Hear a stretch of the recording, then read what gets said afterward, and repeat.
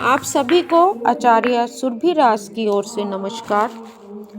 आज नवरात्रों के उपलक्ष्य में मैं आपको बताने जा रही हूँ महाकाली, महालक्ष्मी, महासरस्वती का रहस्य क्या है और इन नवदुर्गा के दिनों में हम सच्चे मन से साधना पूजन करके कैसे इन तीनों शक्तियों को अपने जीवन में, अपने ऑफिस स्थल में, अपने व्यापार स्थलों में, कार्य क्षेत्रों में, अपने घर में स्थापित शुभ रूप में कर सकते हैं।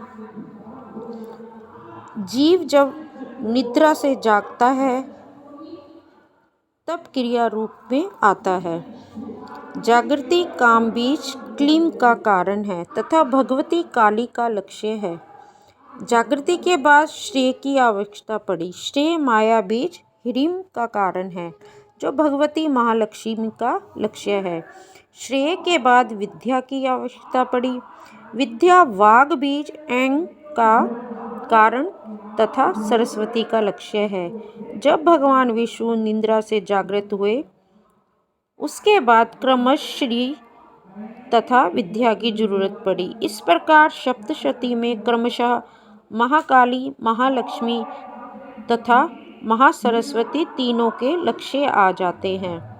अर्थात शुरू के 3 दिन माँ सरस्वती के होते हैं, बाद के 3 दिन माँ लक्ष्मी की पूजन के होते हैं और अंतिम के 3 दिन महाकाली का जागृत होता है, यानी जागृत होती हैं। तो इस तरीके से नवरात्रों के दिनों में 9 दिन दुर्गा सप्तशती का पाठ करके माँ दुर्गा ही नहीं अपितु उनकी माँ सरस्वती, महालक्ष्मी, महाकाली का हमारे घर में आह्वान सच्चे मन से होगा तो वो स्थापित होती हैं और हमारे ऊपर, हमारे परिवार के ऊपर, बच्चों के ऊपर और सर्वांग क्षेत्रों में हमारी उन्नति के ऊपर इन तीनों देवियों का आशीर्वाद बना रहता है।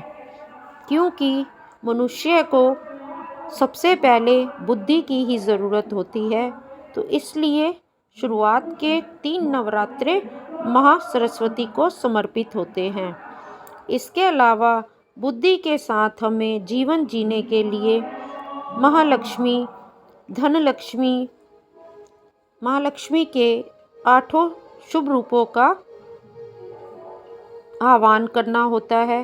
तो बहुत साधारण तरीके से चौथे नवरात्रे से लेकर हम लोग 6वें नवरात्रे तक जो भी दुर्गा शक्ति के आगे के पाठ पढ़ते हैं वो माँ लक्ष्मी की साधना के लिए समर्पित हो जाते हैं और अंतिम 6वें नवरात्रे से लेके 9वें नवरात्रे तक हम जो भी 3 पाठ करते हैं, जो भी बचे हुए पाठ समापन करते हैं वो महाकाली को समर्पित हो जाते हैं। यानी कि जब भी हमारे परिवार पे, परिवार के सदस्यों पे या परिवार के किसी भी सदस्य से कोई कार्य किया जा रहा है, उसमें बाधाएं आ रही हैं या घर के अंदर का या बाहर का, देश विदेश, इस धरती पे कोई भी शत्रु परिवार के लिए, परिवार के बच्चों के लिए, सदस्यों के लिए या किसी भी कार्य के लिए कोई शत्रु षड्यंत्र की भावना रखते हुए साजिश कर रहा है, तो महाकाली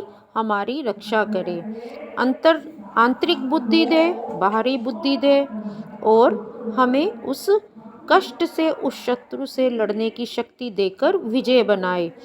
तो 6वें नवरात्रे से 9वें नवरात्रे के अंतिम दिन तक वो सब पूजन महाकाली को समर्पित हो जाता है। तो आशा करती हूँ कि नवरात्रों का अर्थ आप बहुत अच्छे से समझ गए होंगे। मैं नवरात्रों में आपको इसी तरीके से प्रतिदिन नवरात्रा, माँ दुर्गा और 10 महाविद्या, इन सब की शक्तियों के बारे में जानकारी देती रहूँगी, जिससे कि आप और अच्छे से जान के माता रानी का पूजन करें और उनका शुभ आशीर्वाद ले पाएं।